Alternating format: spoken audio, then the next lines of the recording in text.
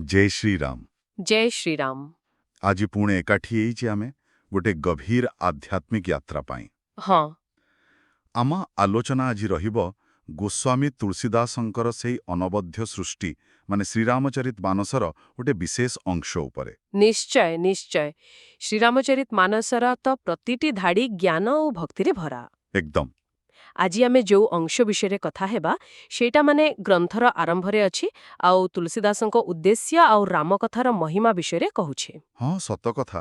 ଆଉ ଏଇ ପଂକ୍ତିଗୁଡ଼ିକର ଗଭୀରତା ତାର ମାନେ ଠିକ୍ ଭାବେ ବୁଝିବାକୁ ହେଲେ ଆମ ସାଙ୍ଗରେ ଶେଷ ଯାଏ ରହିବାକୁ ପଡ଼ିବ। ଯଦି ଏମିତି ଆଲୋଚନା ଆପଣମାନଙ୍କୁ ଭଲ ଲାଗୁଛି ତେବେ ଆମ ଚ୍ୟାନେଲକୁ ସବସ୍କ୍ରାଇବ୍ କରି ଆମକୁ ଟିକେ ସାହାଯ୍ୟ କରନ୍ତୁ। ତେବେ ଆଜି ଆମେ ମୁଖ୍ୟତଃ ମାନେ ବାଳକାଣ୍ଡର ଦୋହା ସଂଖ୍ୟା 32 ଆଉ ତା ପର କିଛି ଚପାଇ ବିଷୟରେ କଥା ହେବା। ଆଚ୍ଛା।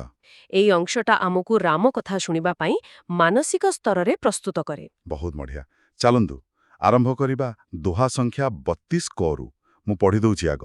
ହଁ କୁପଥ କୁତରକ କୁଚାଲି କପଟ ଦମ୍ଭ ପାଷଣ୍ଡ ଦହନ ରାମ ଗୁଣ ଗ୍ରାମ ଜିମି ଇନ୍ଧନ ଅନଲ ପ୍ରଚଣ୍ଡ 32 କ। ବାଃ ଦେଖନ୍ତୁ ଏଇ ଦୋହାର ଶବ୍ଦଗୁଡାକ କେତେ ଶକ୍ତିଶାଳୀ।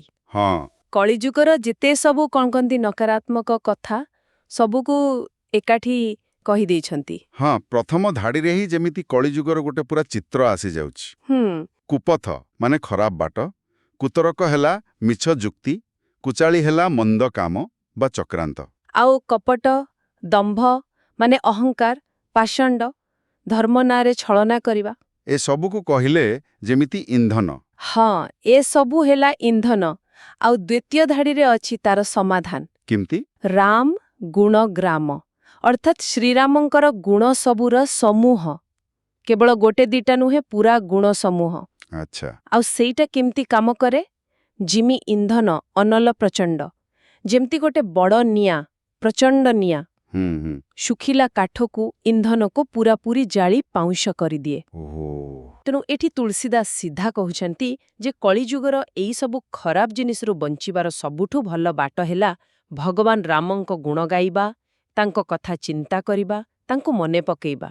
ହଁ ଏଟା ବାହାର କଥା ନୁହେଁ, ଭିତରର ଅଭ୍ୟାସ। ଏକଦମ। ଏଇଟା ଖାଲି ଧର୍ମ କଥା ନୁହେଁ, ମନ ପାଇଁ ବି ସତ। କେମିତି? ଦେଖନ୍ତୁ ଯେତେବେଳେ ଆମେ ଭଲ ଆଦର୍ଶ ଭଲ ଗୁଣ ବିଷୟରେ ମନ ଦେବା ଖରାପ କଥାଗୁଡାକ ଆପେ ଆପେ କମିଯିବ। ଆଚ୍ଛା ଠିକ୍। ସେଇଟା ହିଁ ହେଉଛି ଦହନ ବା ଜଳିଯିବା। ହଁ ଏଟା ଟିକେ ଭାବିବା କଥା। ଖାଲି ନାଁ ନୁହେଁ, ଗୁଣଗ୍ରାମ କହିଛନ୍ତି ମାନେ ରାମଙ୍କ ଭଲ ଗୁଣଗୁଡ଼ାକୁ ନିଜ ଭିତରେ ଆଣିବାକୁ ହବ।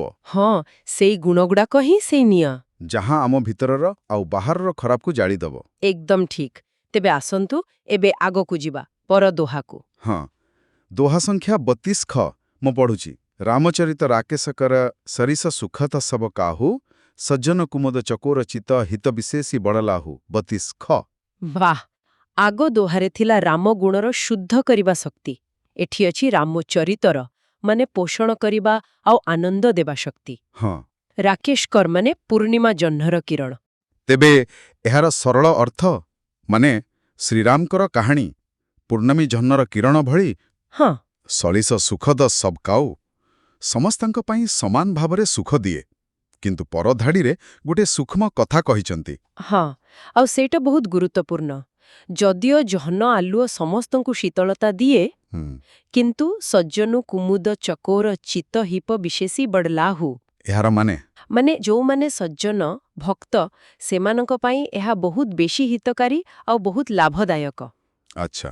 ଯେମିତି ଦେଖନ୍ତୁ ଜହ୍ନ ଉଇଲେ କଇଁ ଫୁଲ ହିଁ ଫୁଟେ। ହଁ ଆଉ କୁହନ୍ତି ନା ଚକୋର ପକ୍ଷୀ କେବଳ ଜହ୍ନ କିରଣ ପିଇ ବଞ୍ଚେ।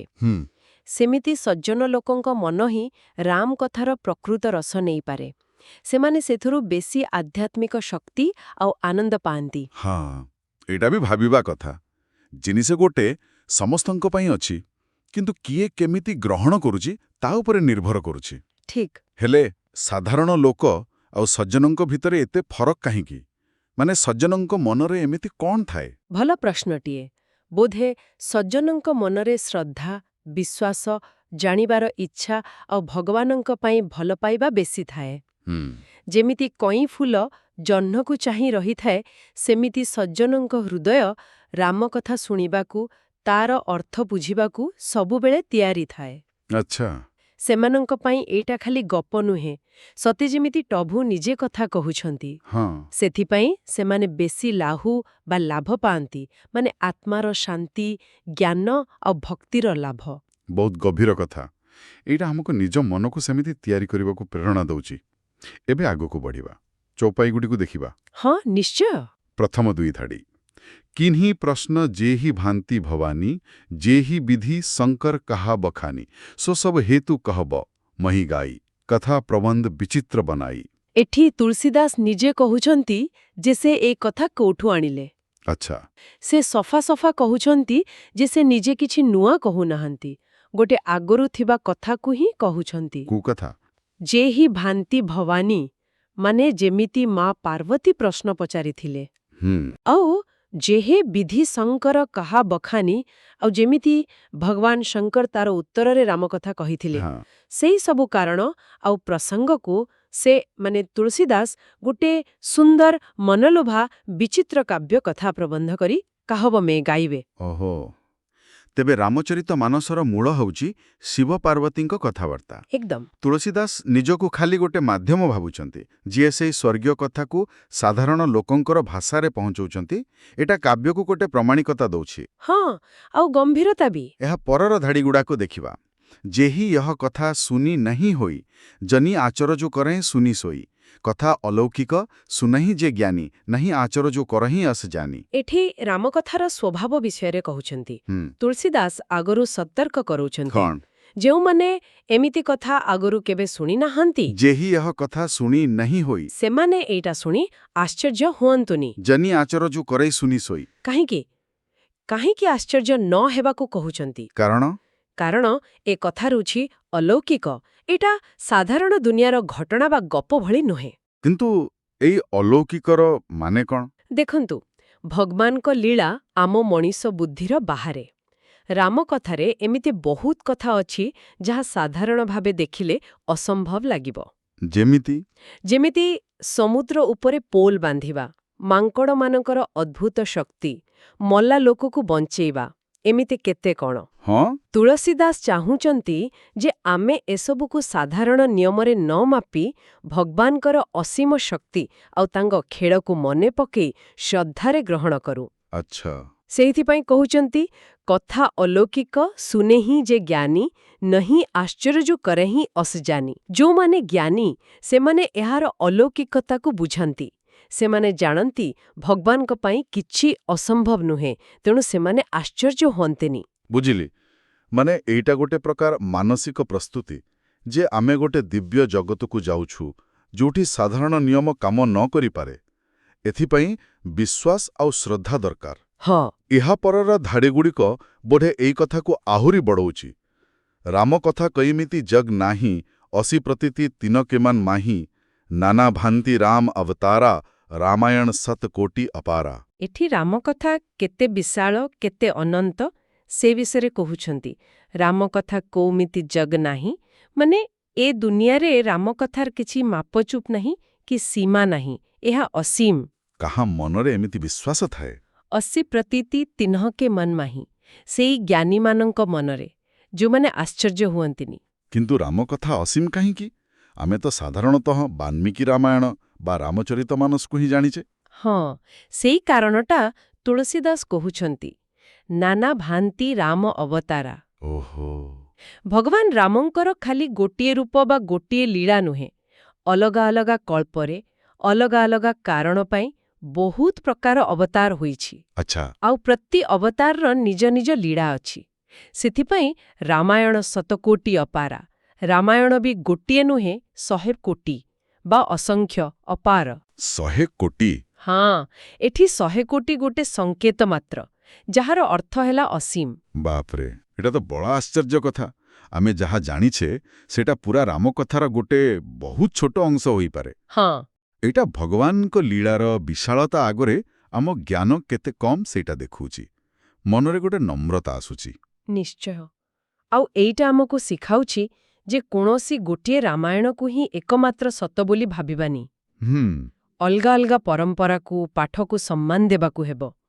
ଏହା ପରର ଚୌପାଇ ଏଇ କଥାକୁ ଆହୁରି ସ୍ପଷ୍ଟ କରୁଛି। ପଢ଼ନ୍ତୁ। କଳ୍ପଭେଦ ହରିଚରିତ ସୁହାଏ, ଭାନ୍ତି ଅନେକ ମୁନିସନ୍ ହଗାଏ, କରିଓ ନ ସଂଶୟ ଅସ ଉର ଆନି, ଶୁନିୟ କଥା ଶାରଦରତି ମାନି। ଏଠି କଳ୍ପଭେଦ ଶବ୍ଦ ଅଛି, ଏଇଟା ସେଇ ନାନା ଭାନ୍ତି ଅବତାର ସାଙ୍ଗେ ଯୋଡ଼ା କି? ଏକଦମ। କଳ୍ପ ହେଉଛି ଆମ ହିନ୍ଦୁ ସମୟ ଗଣନାର ଗୋଟେ ବହୁତ ବଡ଼ ଏକକ, କୋଟି କୋଟି ବର୍ଷର ସମୟ। ଓହୋ। ତ କଳ୍ପଭେଦ ମାନେ ଅଲଗା ଅଲଗା କଳ୍ପର ଭିନ୍ନତା ଅନୁସାରେ। ତୁଳସୀଦାସ କହୁଛନ୍ତି ଯେ ଅଲଗା ଅଲଗା କଳ୍ପରେ ଭଗବାନ ହରିଙ୍କର, ମାନେ ଏଠି ଶ୍ରୀରାମଙ୍କର ସୁନ୍ଦର ଚରିତ ହରିଚରିତ ସୁହାଏ ବି ଟିକେ ଟିକେ ଅଲଗା ହୋଇପାରେ। ଆଚ୍ଛା। ଆଉ ସେଇ ଅନୁସାରେ ବିଭିନ୍ନ ମୁନି ଋଷିମାନେ ମୁନିସନ୍ହ ଅନେକ ପ୍ରକାରରେ ଭାନ୍ତି ଅନେକ ସେଇ ଚରିତଗୁଡ଼ିକୁ ଗାଇଛନ୍ତି। ଏଇଟା ହିଁ ରାମକଥାରେ ଏତେ ପ୍ରକାର ଭେଦର କାରଣ।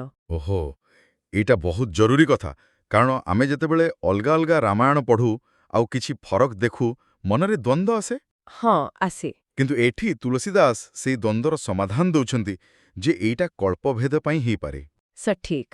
ଆଉ ସେଥିପାଇଁ ସେ ପରାମର୍ଶ ଦେଉଛନ୍ତି, କରିଏ ନ ସଂଶୟ ଅସୁ ଉରା ଆଣି।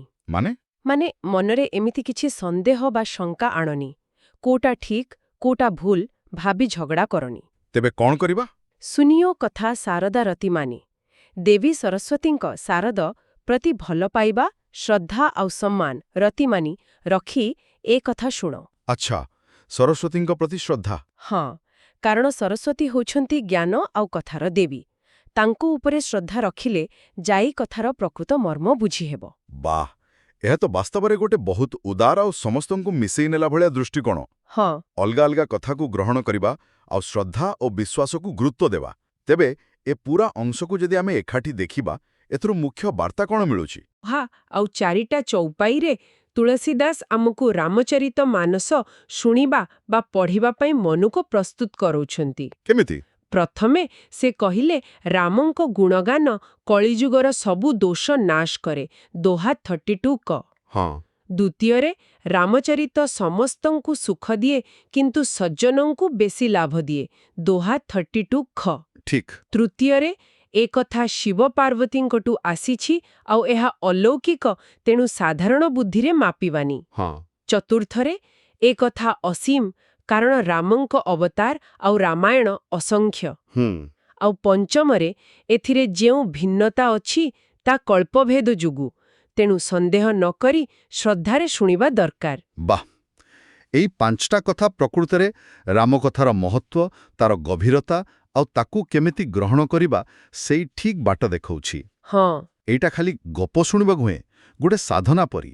ଆଉ ଆଜିକା ଯୁଗରେ ଯେତେବେଳେ ଚାରିଆଡ଼େ କୁତର୍କ, କପଟ, ଅହଙ୍କାର ଏତେ ବଢ଼ିଛି, ସେତେବେଳେ ରାମଗୁଣ ଗ୍ରାମର ସ୍ମରଣ ଆଉ ରାମଚରିତ ଶୁଣିବା କେତେ ଦରକାରୀ ସେଟା ଏଇ ଧାଡ଼ିଗୁଡ଼ାକ ପୁଣି ମନେ ପକେଇ ଦେଉଛି। ନିଶ୍ଚିତ ଭାବରେ। ଟବି ଦେଖେଇବ। ହଁ, ଏ ପଂକ୍ତିଗୁଡ଼ା ଖାଲି ତୁଳସୀଦାସଙ୍କ ସମୟ ପାଇଁ ନୁହେଁ, ଆଜି ପାଇଁ ଆଉ ଆଗକୁ ବି ସବୁବେଳେ ଗୁରୁତ୍ୱପୂର୍ଣ୍ଣ। ଠିକ୍। ଏଟା ମଣିଷକୁ ନିଜ ଭିତରକୁ ଦେଖିବାକୁ ଆଉ ଗୋଟେ ଉଚ୍ଚ ସତ୍ୟ ସାଙ୍ଗେ ଯୋଡ଼ି ହେବାକୁ ପ୍ରେରଣା ଦିଏ। ଆଉ ଦ୍ୱନ୍ଦ୍ୱ ବଦଳରେ ଶ୍ରଦ୍ଧା, ଅହଙ୍କାର ବଦଳରେ ନମ୍ରତା ଶିଖାଏ। ଆଶା, ଆଜି ଯାହା କଥା ହେଲେ ଶ୍ରୋତାମାନଙ୍କୁ ଶ୍ରୀରାମଚରିତ ମାନସର ଏଇ ଅଂଶକୁ ଗୋଟେ ନୂଆ ଦୃଷ୍ଟିରେ ଦେଖିବାକୁ ସାହାଯ୍ୟ କରିଥିବ ଆଉ ସମସ୍ତଙ୍କ ପାଇଁ କିଛିଟା ହେଲେ ବି ଉପଯୋଗୀ ହୋଇଥିବ। ଆମେ ଚେଷ୍ଟା କରୁଥିଲୁ ତୁଳସୀଦାସଙ୍କର ଭାବ ଆଉ ତାର ଗଭୀରତାକୁ ଯେତେ ସମ୍ଭବ ସହଜ କରି କହିବାକୁ। ଏତେ ବଡ଼ ଗ୍ରନ୍ଥର ଅର୍ଥ ତ ଅସୀମ, ଆମେ ଖାଲି କିଛି କଥା ଛୁଇଁବାକୁ ଚେଷ୍ଟା କଲୁ। ଯଦି ଆମର ଏ ଆଲୋଚନା ଭଲ ଲାଗିଥାଏ ଆଉ କିଛି ଶିଖିବାକୁ ମିଳିଥାଏ, ତେବେ ନିଶ୍ଚୟ ଲାଇକ୍ କରନ୍ତୁ। ହଁ, ଆଉ ଅନ୍ୟମାନଙ୍କ ସହ, ଯେଉଁମାନଙ୍କର ଏଥିରେ ଆଗ୍ରହ ଅଛି, ସେମାନଙ୍କ ସହ ସେୟାର କରନ୍ତୁ, ଯେମିତି ରାମକଥାର ଏ ମହତ୍ୱ ଅଧିକ ଲୋକଙ୍କ ପାଖରେ ପହଞ୍ଚିବ। ଭଗବାନ ଶ୍ରୀରାମଙ୍କ କୃପା ଆମ ସମସ୍ତଙ୍କ ଉପରେ ରହିଥାଉ। ଆଉ ନିଜର ଶ୍ରଦ୍ଧା ଜଣାଇବା ପାଇଁ କମେଣ୍ଟ ବକ୍ସରେ ଜୟ ଶ୍ରୀରାମ ଲେଖିବାକୁ ଅନୁରୋଧ। ହଁ, ନିଶ୍ଚୟ। ଏଇଟା ଆମକୁ ଆଗକୁ ଏମିତି ଆଲୋଚନା କରିବାକୁ ବହୁତ ପ୍ରୋତ୍ସାହନ ଦେବ। ଆଗାମୀ ଦିନରେ ଆମେ ପୁଣି ଆସିବୁ ଶ୍ରୀରାମଚରିତ୍ର ମାନସର ପରବର୍ତ୍ତୀ ଅଂଶ କିମ୍ବା ଆଉ କିଛି ଗୁରୁତ୍ୱପୂର୍ଣ୍ଣ ଆଧ୍ୟାତ୍ମିକ ବିଷୟ ଉପରେ କଥା ହେବା। ସେ ଯାତ୍ରାରେ ବି ସମସ୍ତଙ୍କ ସାଥ ଆଶା କରୁଛୁ। ସେ ପର୍ଯ୍ୟନ୍ତ ରାମନାମ ଆଉ ରାମଚରିତ୍ର ମଙ୍ଗଳମୟ ପ୍ରଭାବ ସମସ୍ତଙ୍କ ଜୀବନରେ ରହୁ। ଜୟ ଶ୍ରୀରାମ। ଜୟ ଶ୍ରୀରାମ। ଆପଣ ଶୁଣୁଛନ୍ତି ରେଡିଓ ତୋଷାଳୀ, ଆମ ମାଟିର ସ୍ୱର।